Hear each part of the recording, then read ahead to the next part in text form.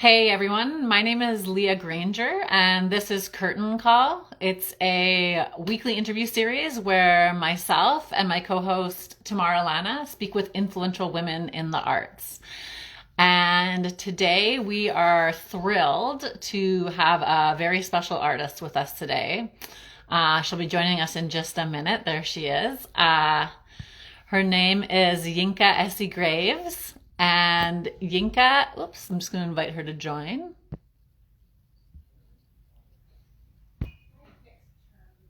I'm just going to introduce Yinka. Yinka is a flamenco dancer, and she's an incredible flamenco dancer. She's a dancer from.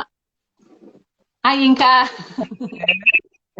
How you doing? I'm just introducing you. I'm just going to tell Awesome. a little bit about you. So Great. Yinka Go is for a it. British flamenco dance artist whose work increasingly explores the links between flamenco and diasporic forms of expression. So her journey's taken her from ballet and Afro-Cuban dancing as a young girl to studying flamenco in Spain, obviously for 10 years, first in Madrid and now in Seville, though I think you're probably studying less and working more at this point. Traveling and Mhm. touring, and you're involved in a lot of amazing projects. So we're going to talk about your projects and that kind of work. But maybe first, can you just tell me where you are right now? Absolutely. I'm at home in my yellow butaca. So I'm home is Seville for me at the moment. And yeah, it has been for 7 years, which I find kind of hard to believe. You know, when I came to Seville, I thought I was going to be here for 6 months, and Mhm. then life happened, and here I am. I think a But lot of people have that story with Seville. I mean, that was me as well. I was like, ah, I'll stop by. It was like going to be a couple months, and then it developed into 5 years. yeah, So it's there's something sort of very. I mean, there are loads of complexities, but there's also something that sort of lulls you into being here and that's very easy to exist. And, you know, I think coming from somewhere like London, which is, you know, obviously a huge, incredible city, but the expense of it, the sort of dedicating oneself to something like this, you almost need to be slightly sort of set apart and be able to kind of do things in a less official way, I'd say. I feel like the things I've Mhm. been able to do here, I know that in England would have been virtually impossible had I not had funding and all that kind of stuff. So it's kind of, I feel like it's a place where you can make things possible, even though on another level there are lots of artists here who have to travel abroad or have to, you know, leave to go to the north of Spain to actually find work and stuff. But Yeah, like I feel I've been back in Toronto for a year, and it's hard. Like in Spain, I felt like I could be a dancer and work on my stuff, and then come back and perform in Canada. And it's just like I have to work. I have to do I other because it's like exactly, so expensive to support to be here. Whereas in Seville, it's absolutely. so cheap, it's beautiful, you're surrounded by flamenco. But anyways, well, can you just? I'm actually just really curious. What is the situation like in Seville right now? Can you go out and like have a canya or hang out with your Right. friends? What's the deal? Yeah. So 6 o'clock. So now all businesses that aren't essential are closed. Okay. And so, but I think because I was in London for a bit over Christmas, I was there for a month, and Mhm. that was like really serious. You couldn't do anything. Here, lots of restaurants and places are opened during the day. And so, because of like, you know, the good weather, terraces and so on, you can still eat like outside. So I feel like there's still the ability to sort of see people. It doesn't feel quite Mhm. as as London felt. Yeah. Having said that, obviously most people like I've continued working. I've been quite lucky with Cuerpos Celestes, with Chloe and Marco's project. We've still managed to kind of move around, but in my kind of personal life, pretty much not really seeing anybody. We have a sort of small bubble. I think those things are the same, but just the fact that you can go out. They've just reopened the Yeah. city because there was a point where we were only limited to the city, but we're going to make the most of it and go to the countryside tomorrow, for example, because we haven't been able to do it. Amazing. But yeah. So maybe can you start by just telling me, because I actually don't know like all of your backstory is how Yeah. you came to flamenco. It's all like everyone has a different story and it's fascinating to hear. um, I feel like it kind of creeped up on me, Hmm. in a sense that I think I first saw flamenco when I was quite young. My dad took me to Sadler's Wells. Paco Peña was like the main kind of artists working there and being sort of programmed in spaces such as well as at that time. But it wasn't until I was at university, so I was in Sussex in the south of England, that I started an actual class and started kind of going regularly. And I'd done lots of dancing always as a hobby, I suppose. I feel like when I was younger, dance was always present, but I didn't give it much importance, if that makes sense. It was just like something you just did. But when I started learning flamenco, something kind of shifted, and that maybe I often think it's because of the complexity of it, but there was something that was like, oh wow, I'm gonna have to develop this. This isn't something that I'm just gonna be able to do on weekends, let's say. Actually, the classes were on Wednesdays, it was like once a week. So when I graduated, that was my last year in uni. When I graduated, I moved temporarily to Barcelona because my flamenco teacher, Lola Rueda, she was from there. She was from Gerona, and her teachers were in Barcelona. And she was like, oh, you should learn with them. And at the time, I mean, I was studying history of art. At the time, I very much thought that I was going to continue in the world of the arts as such, in terms of like doing curating and stuff like that. And I actually got an internship in the States. And I remember, it was so funny because for me, this is like the sliding doors moment. I remember feeling very, as I think, you know, that kind of arrogance you have when I think I was 21. No, I must have been, yeah, I was 21 when I graduated. I'd done well at university. Oh, I like doing this thing, but hey, real life is still, you know, going on to do a career in whatever. So I got this internship at Studio Museum in Harlem. And it was like, oh, you know, I remember looking for classes in New York, and I was like, oh, wow, they're so extortionate. But it was never going to be a kind of thing that I'd continue as such. But then anyway, for reasons kind of beyond me, I didn't get the right visa to do that. So I ended up back in London doing all sorts of things. I was working for Rain Dance, for a film festival. Doing editing their like program. I started working in radio, colorful radio, co-producing a radio show. And it's actually thanks to that the flamenco kind of surfaced, because I started interviewing different artists who came to England. So like Gerardo Núñez, Carmen Cortés, Pitingo, all the people who are coming to perform, I'd like rock up with my friend Sheila Ruiz, who's half Spanish, half Equatorial Guinean. And that was a way of sort of keeping abreast of what was happening. And I specifically remember being in the dressing room with Carmen Cortés, interviewing her and having the sensation of like, oh my God, I'd really love to be on the other side of this conversation. Yeah.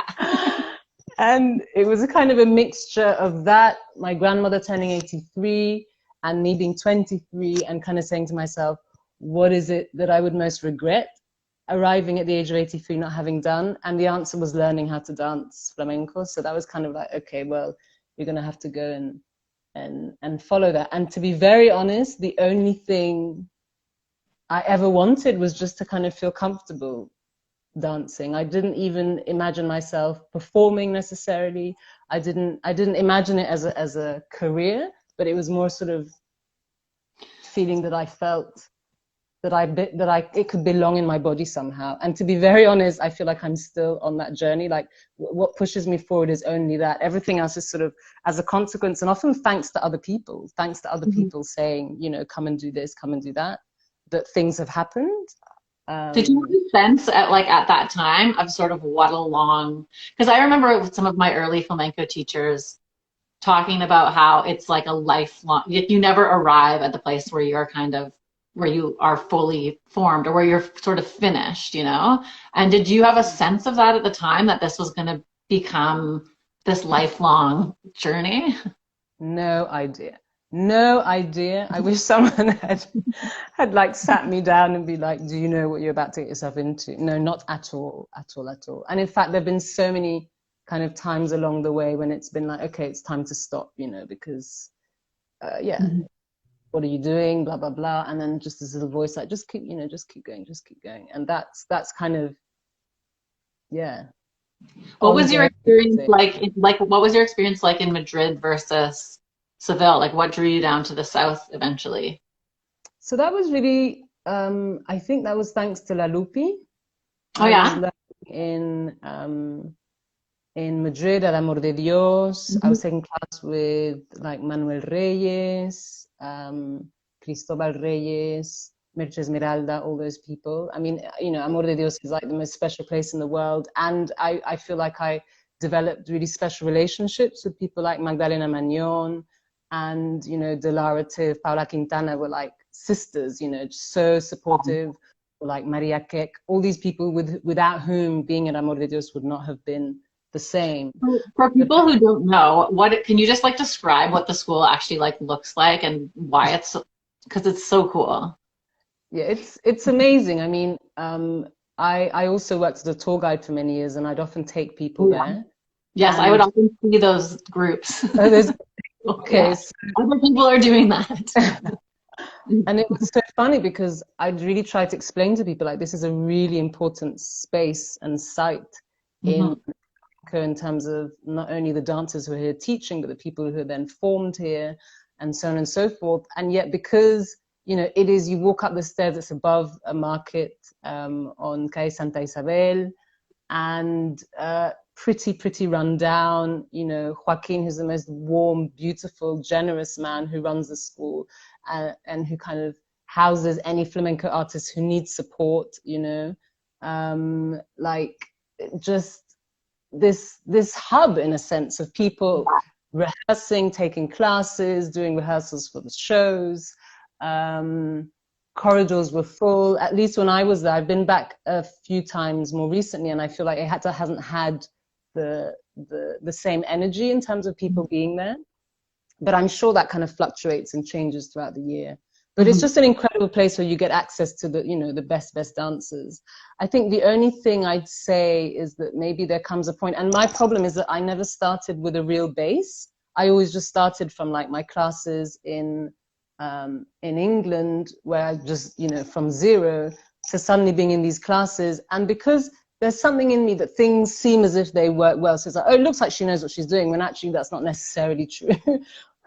But it was always like, oh, so I'm doing this, I'm doing that. But I often feel like I'm missing a real sense of schooling, a real sense of like continuity. And obviously I always had to work, and working as a tour guide, I had to travel a lot. So there was this, I feel like there were all these holes in my learning. And when I met La Lupi, when I first saw her, there was something in her dancing and even her classes. She had like a really tight knit group of girls who she was working with. And this was just before, this was on the cusp of her become kind of exploding with Miguel Poveda. And so I don't know, there was a physicality of hers that I loved, and there was a way of approaching. Obviously, Curro was in the classes. It was just a very different way of teaching. Um, and it was after that that I kind Did of she felt like, you know sing? what? I can't remember. Did she sing in her classes?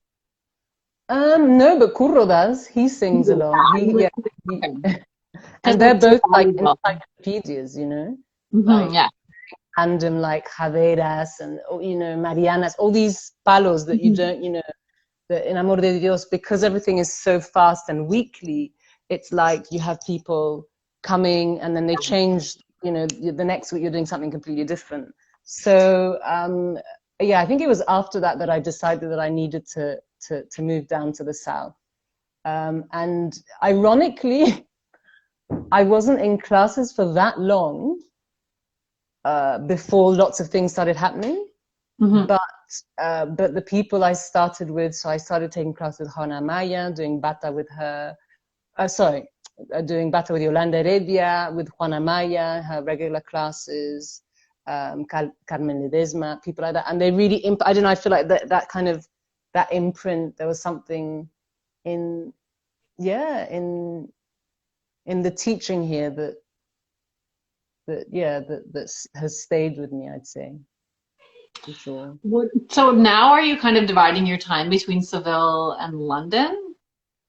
I'd say pre-COVID, that was definitely the situation Mhm. because I mean, you know, I think being British, being able when I was with dot dot dot dance, for us that was very much something that enabled us to perform in England and to tour in Mhm. England and to speak to British audiences. And I know that even a lot of the works, like all of the works kind of outside flamenco that I've done, have been conceived of in English in terms of how I think, even the Mhm. titles, and maybe even sometimes the ability to discuss the ideas. I feel that those are things that I'm asked more about outside of Spain.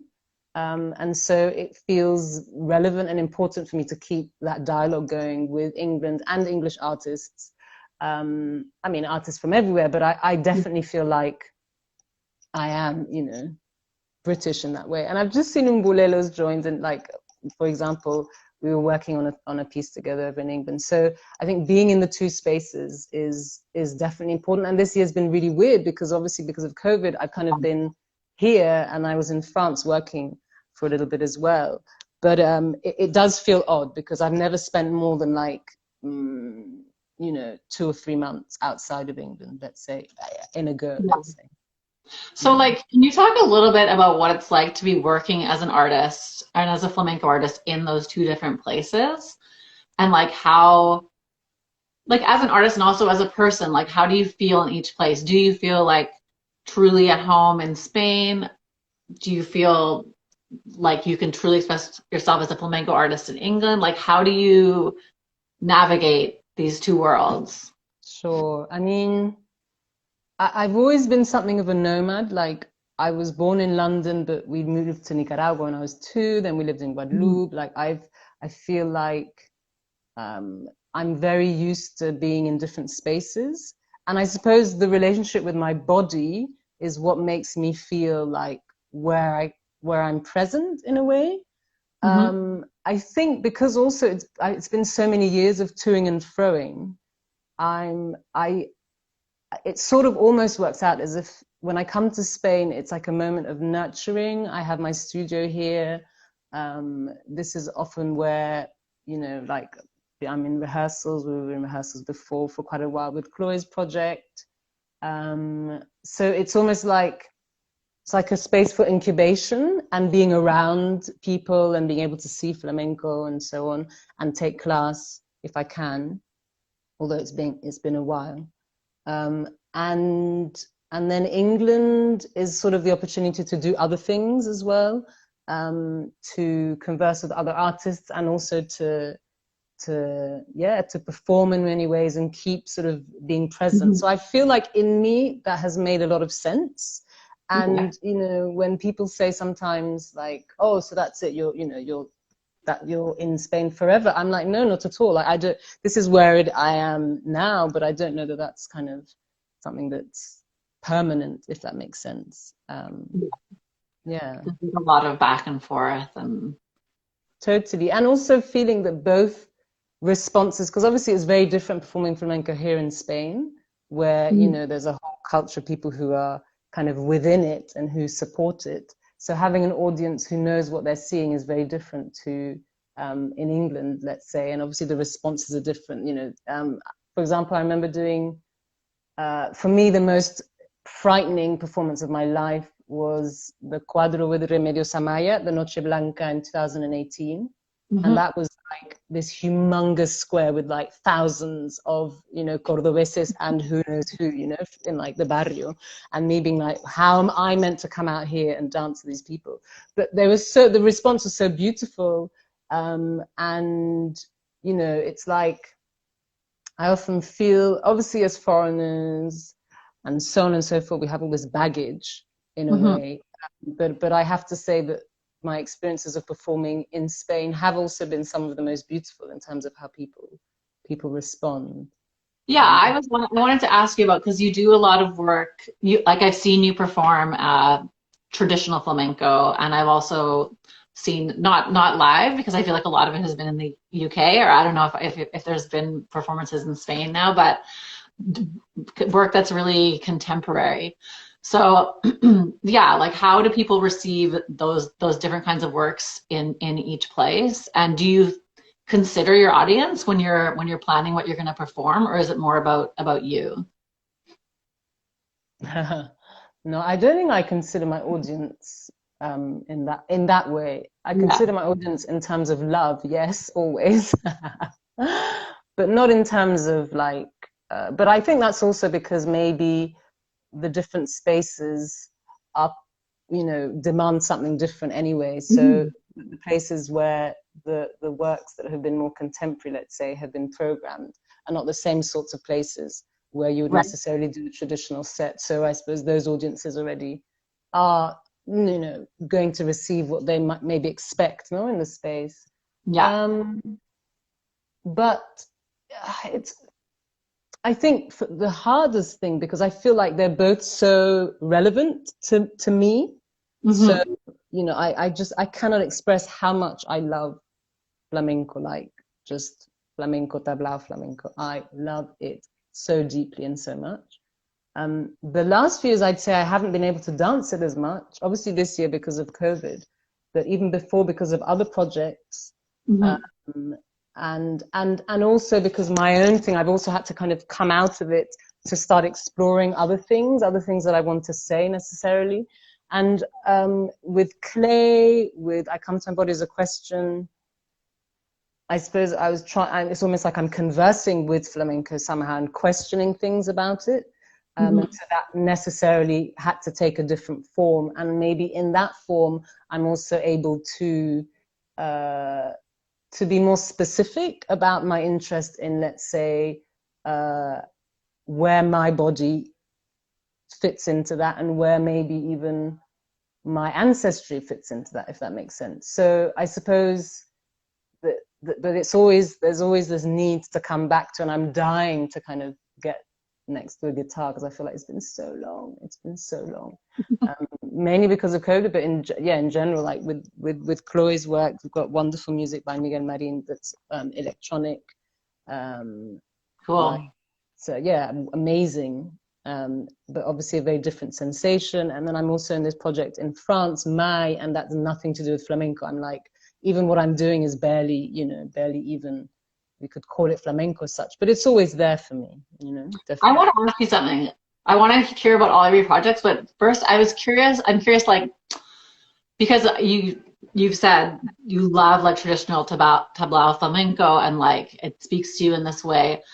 I sort of feel like there's a quality to a live like flamenco performance in a small venue in Seville that like hits you in a way that like I haven't been able to like get to that point with like more contemporary work. Sure. Although, and I'm wondering if like if you found a way like in your contemporary work to have that, just because of the way traditional flamenco is sort of like designed, has this like crescendo. There's like the improvisational quality, the way that like it's hard to duplicate when you take away some of those elements. Right. I don't know, is that something like, do you see it as two different things, or have you been able to find that sort of like quality in works that are more a departure from traditional flamenco? Yeah, interesting. I mean, I think I know exactly what you mean, because I there's a sort of an energy, right? And because of the live element with the musicians, that we're all kind of working towards these moments that potentially we don't have in the same way when we step out of it. And maybe that's the strength that flamenco has, that it still kind of preserves this element. Having said that, I'm also really interested in improvisation anyway. Like 2 years ago, I was in the States doing a course with a Dr. Amare, who has this whole kind of construct around particularly how African diasporic forms are sort of created in a way, funnily enough, very similar to flamenco when she breaks it down. And so it's almost like, how do we still play with that, even if the form is different? And so it's like, how do we engage with those energies? And I think in a way, in a concave way, so now kind of maybe not having the energy in the sense of like remates and all that kind of stuff, but sort of I am interested in distilling that and being like, what is left? How do we still preserve a sense of like significance and importance in the in the movement in a way. So that, and for example, thinking of clay, like I love performing clay because even though it kind of isn't, you know, traditional flamenco, I feel like there are moments of like intercommunication, of play, a lot of freedom as well within, you know, the boundaries we kind of drew out. So I know what you mean. It's an interesting question to kind of approach when you're doing it. And one of the things I loved about working with Chloe and Marco was also this sense of like, how does one keep the body buzzing? Because it's like working at this particular kind of frequency that it's like, okay, how do we preserve those things even if the aesthetic changes, no, or the form somehow? Yeah, they're so good at that. Oh, beautiful. Yeah, Yeah, absolutely. I love studying with her. She's one of I our. know, absolutely. Yeah, it's so wonderful that everything she's done. Can you tell me a little bit about the film? Is it pronounced Gurumbe? Yeah, yeah. Yeah, can you Gurumbe. tell me a little bit about, I watched it recently and it's incredible. Okay, Can you cool. tell me a little bit about your, like how you came to be involved in that project and a little bit about the project itself? Absolutely. So Miguel Angel will always say, Miguel Angel is the director, Miguel Angel Rosales. And so, yes, it's called Gurumbe Canciones de tu Memoria Negra. And I think in English it's Gurumbe Afro-Andalusian Memories. Yeah. And that's another kind of turning point for me in my journey in flamenco and in my arriving in Seville, because that was pretty much like 3 months after I arrived. I Wow. was called to do this. Like, I was like, oh, and random, like, you know, I don't know, 10 in the morning. Are you free to come now to, you know, to shoot? I'm like, what? Like, yeah, just come in, don't worry, bring a fan. You know, they wanted us to do this guajira. So I got lost in finding my way to the Carboneria. And I didn't even know what it was, but then there I was, and I found myself with Guillermo Guillem, Vicente Gelo, who I'd just seen a few days before in what's it called, in Calle Cuna. My God, been so long since without going to Tablao now that I can't remember their names. Anyway, La Memoria. Casa de la Memoria, yeah. Lenica, like these two musicologists, Jose Miguel Hernandez. So there it was like, okay, they were trying to play with sort of like Latin American rhythms and looking at the guajira and so on and so forth. That didn't make it into the film. Miguel Angel then decided to use, we reshot it, we did a bulería with Tony Fernandez and things. But that was kind of the beginning of a relationship with this team who were looking into, so it was funny because this was at a very similar time when I was working with Asha doing clay. And so in clay, we very much, because Asha's from Atlanta, and she grew up in a kind of Baptist environment in the southern states. And for her, flamenco has always been, she's a contemporary dancer. She'd worked, you know, big companies like Alvin Ailey and created her work since and so on and so forth. But there was something in flamenco which she'd started taking classes in, which was like, wow, there's something so familiar here and interesting. And for me, I think La Lupi, when I look back at what I was seeing in her, was this kind of physicality, which I then, having got to know her, understand is her watching kind of the older dancers who for me sort of have something very sort of African in their way of coming to how they perform. And so I think there was a lot of things that were happening subconsciously for me. And then suddenly meeting this particularly Miguel Angel's kind of research into all these other people who've written books about it and so on and so forth. It was like finding the scientific answers, you know, or not scientific, the archival answers, the proofs of something that maybe you intuited, but you didn't really know for sure. And to be very honest, I mean, I remember doing a class with La Farruca, and her being, and I don't know, I feel like there's this unspoken thing amongst a lot of particularly gypsy identifying people in flamenco, where there's always this like, oh, you know, we're cousins. There's this unspoken thing. Nobody talks about it, but there's almost like this understanding. And so it was very empowering for me to come across the work they were doing, and very necessary. And I think that kind of embarked on this whole kind of also interest in, you know, wow, how often are we in spaces, we're doing things where we're being called or we're being spoken to on a certain level, but we don't necessarily have the tools to understand what that is.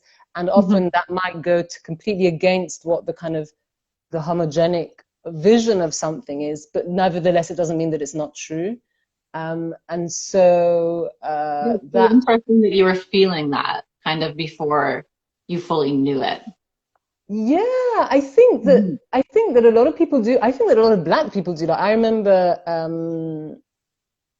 working with a dramaturg, Funmi, on Clay, and she was like, "Oh my goodness, the first time I went to see flamenco, I was just saying all these things at the right time, like all the jaleos or the oles, because it's like there really is a familiarity, which is obviously like if you're in it and you know nothing about any sort of African forms, then you don't know that.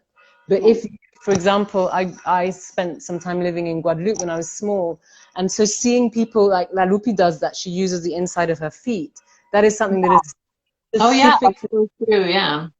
known as something that, you know, you only see in dances of the African diaspora. So that's something that for me I see in flamenco, and I'm like, oh wow, okay, interesting. But maybe most people, they don't have the other reference, so they don't even know that that exists, right?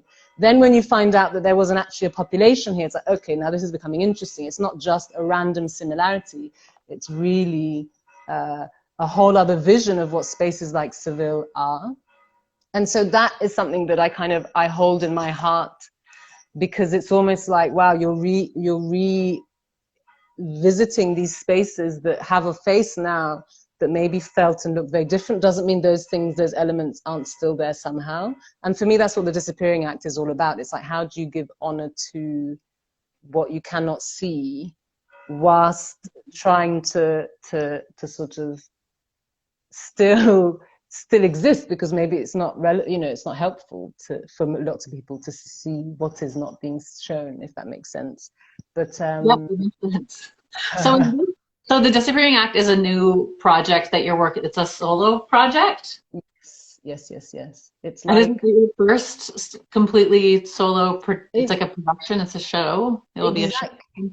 So I mean, a lot of the stuff I've done has been in collaboration, and thanks to other people that that we've been able to work together, and so on and so forth. And this is me, but the problem with me is that I just get lost in the studio. I could just, because I'm really interested in the body itself. So sometimes I'm like, if there's a producer out there who wants to help me, that's fine.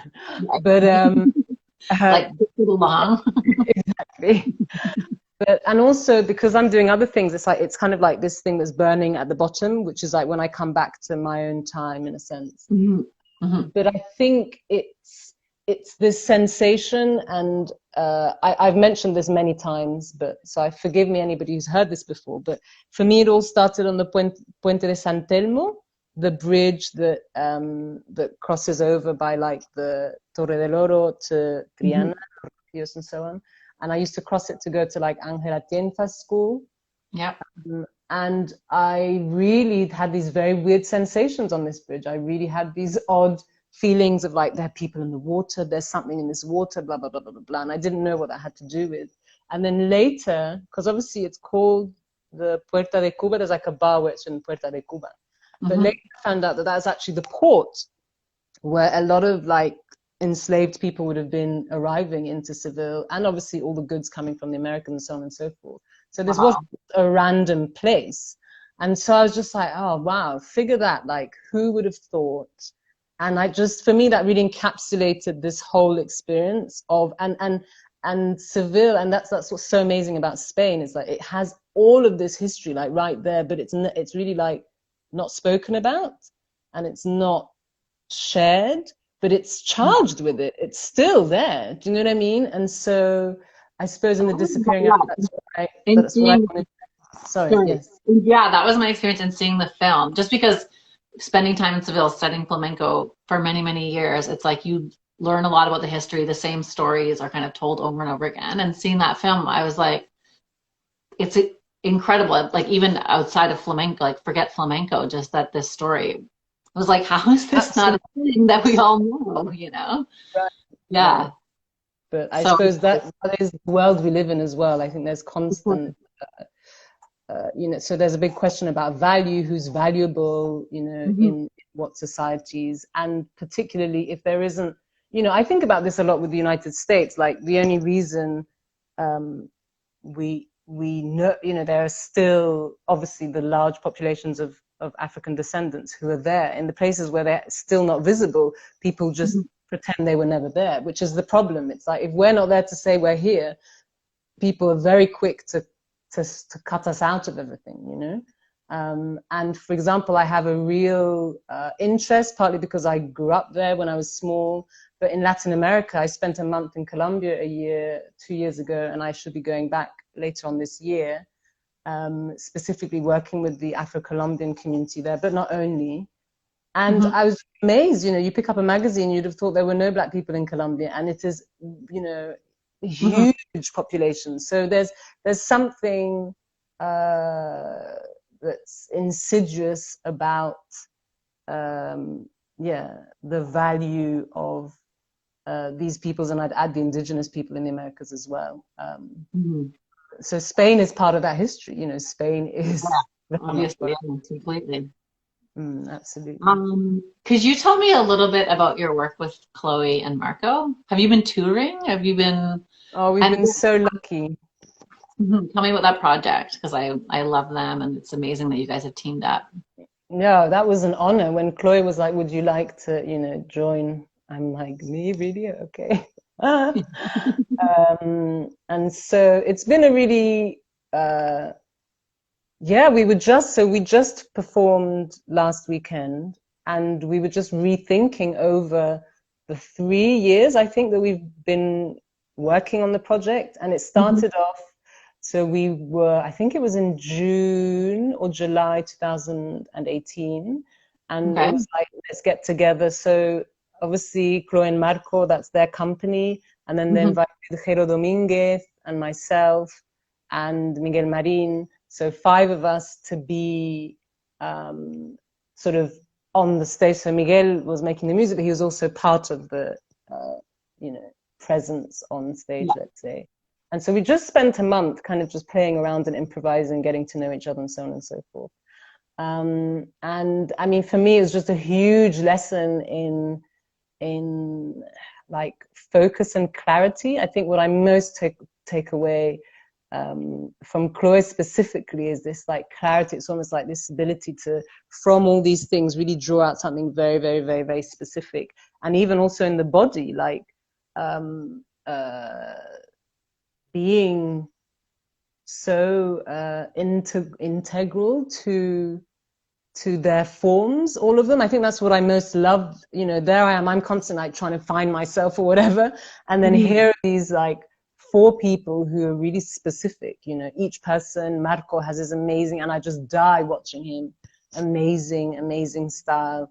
Jero's like this picturesque, like incredible, all these beautiful lines. And,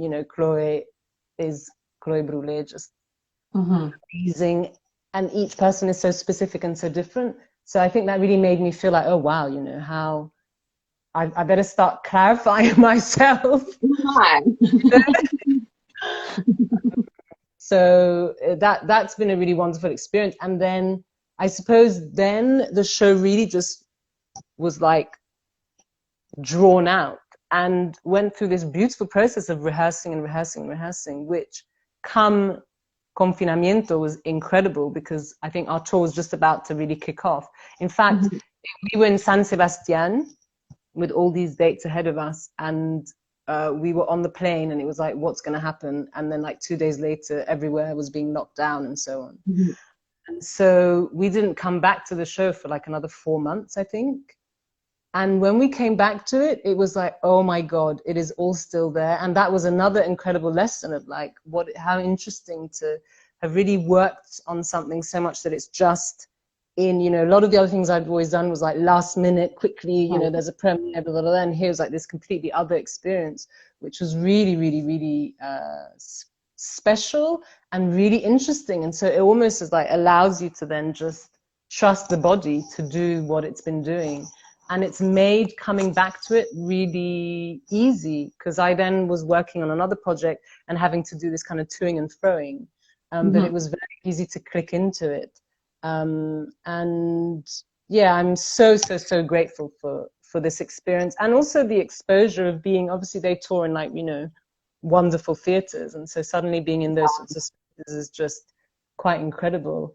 And also feeling their power, you know, these really powerful, charged, incredible artists is, I feel like I'm always, you know, when I was saying before that I hadn't ever felt like I had proper schooling, but I'm now appreciative of the fact that my schooling is really the work. Like every time I'm learning and every time I'm sort of rising to the occasions that the work actually gives me. So now I'm kind of like, I'm at peace with the fact that it's like, okay, this is a different kind of school, but this is where I'm really kind of allowing things to be understood, for me at least. Things make more sense from there, if that makes sense.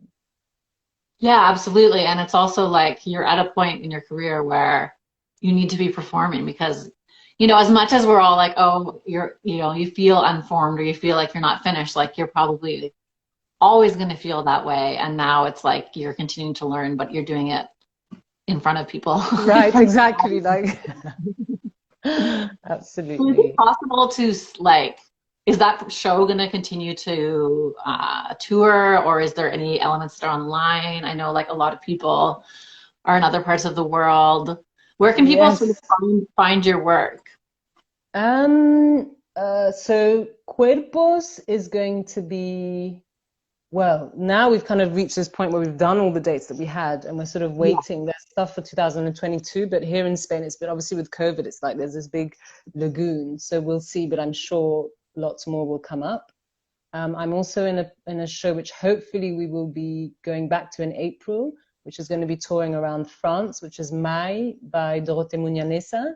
And that has been another incredible, really special project for me, with 4 other, as well as Dorothée, beloved women.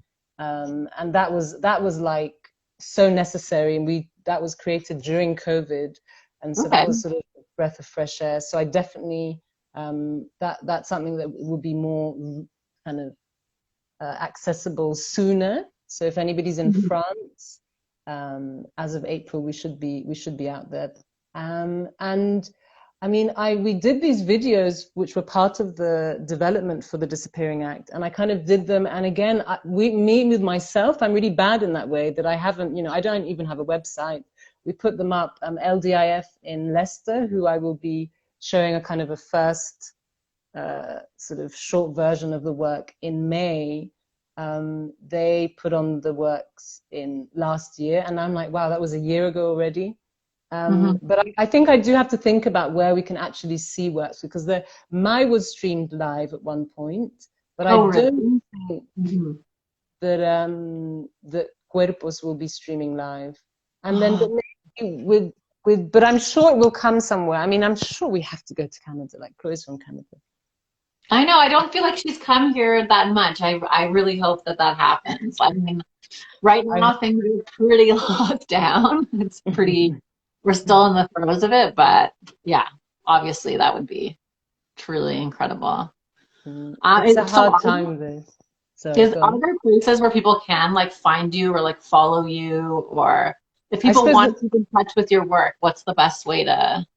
I think the best is Instagram, because I'm always posting what I'm doing on Instagram, definitely. Facebook sadly has kind of dwindled, but I should make more of an effort. And I always have this sense of like a website. So that's something, but I don't have one now, and I'm not even gonna pretend to put the pressure on myself to have it at some day. But one day there will be one. You're good, you're good. Later.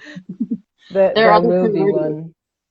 But Um, well, I really appreciate speaking with you and being able to share some insight into your incredible work. And I do hope that we get to see some some more. I know there are different videos and stuff that we can see online, but I encourage anybody that hasn't seen Yinka perform to follow her on Instagram so you can see upcoming opportunities to see her, because it's amazing that you've still been able to perform throughout this and to be able to continue working, because so many people haven't, and so that's No, really it's been incredible. It has been surreal.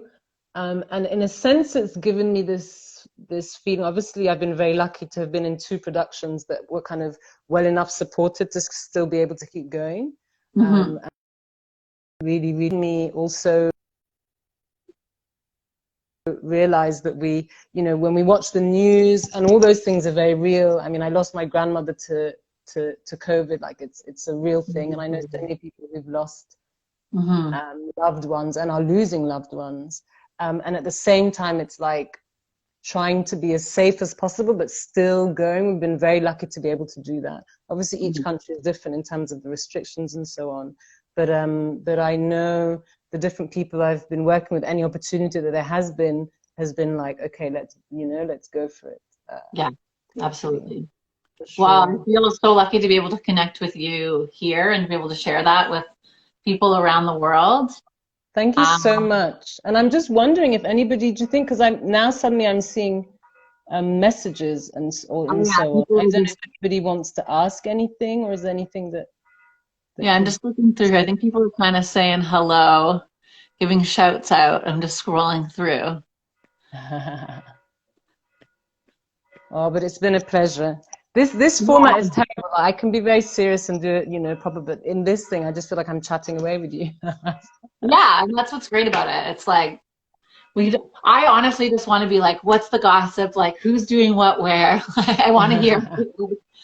Or like, I'm like, what neighborhood do you live in? Because I really miss. Normally, I am living in Canada now, but normally I would come back for at least a couple of months in the winter. Absolutely. No, so it's been really hard to not be there. And when I do talk to people there, I'm like, just tell me anything. But yeah, I'll be back. I'll be back out there once all this. Absolutely. And I mean, and you know, to go is like, it's been very, very close in a sense. Even if we're here, it's like our lives are very restricted, so you're not missing out in that sense.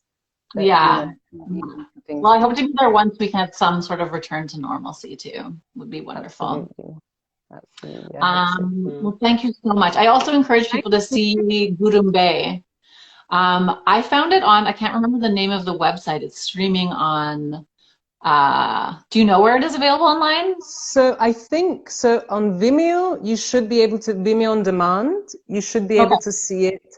It's also on filming for anybody who can see that, but I don't know if outside of Spain that's possible. And then I also think that a festival that's called ADIF, or ADIFF in the States, they have it somewhere. So maybe that's worth looking It's also actually on a streaming service that's like films from the African diaspora around the world, but I can't think of what it's called right now.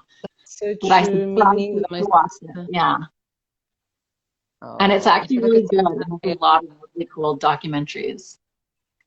But I'll find it and we'll put it all up on our website so people and link to social media and stuff like that. So thank you so much. And before I go, I wanted to say that next week we're going to have Tamar Ilana. I think you probably might know Tamar, Yinka. I'm not sure. She's another Canadian singer who spent a lot of time in Seville.